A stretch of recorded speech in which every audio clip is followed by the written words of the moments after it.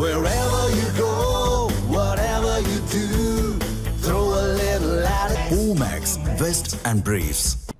வரும் சட்டப்பேரவை தேர்தலில் அமமுக குக்கர் சின்னத்தில் தான் போட்டியிடும் என அக்கட்சியின் பொதுச் செயலாளர் டிடிவி தினகரன் தெரிவித்திருக்கிறார். இதுகுறித்து சென்னையில் அவர் அளித்த பேட்டியை இப்பொழுது பார்ப்போம்.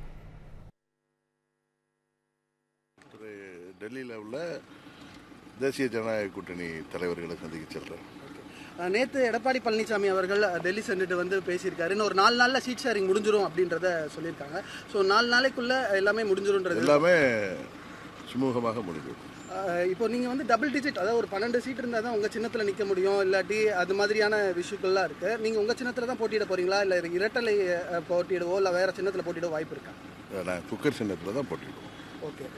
அடுத்தபடியாக இந்த தேர்தல் அறிக்கைகள், உங்களுடைய கட்சி வலுவாக இருக்கிறது, இந்த மாதிரியான விஷயங்களோ இல்லை இப்போது டெல்லி பயணத்துக்கான சாராம்சங்கள் என்ன இருக்குது? இல்லை, தேசிய ஜனநாயக கூட்டணி டெல்லி தலைவர்களை சந்திக்க செல்கிறேன். இன்னொன்று, ஊடகங்களில் வர மாதிரி எந்த சீட்டும் அம்மா மக்கள் முன்னேற்ற கழகத்திற்கு உங்கள் யூகங்களில் போடுற சீட்டெலாம் எதுவும் ஒதுக்கப்படவில்லை. ஏன்னா இன்னும் அந்த பேச்சுவார்த்தையை இன்னும் ஆரம்பிக்கலை. இனிமேல் தான் அந்த எத்தனை தொகுதிகள் வேண்டும் என்கிற கோரிக்கையே நான் போய் இனிமேல் தான் உள்துறை அமைச்சரிடமும் திரு இபிஎஸ் அவரிடம் சொல்வேன்.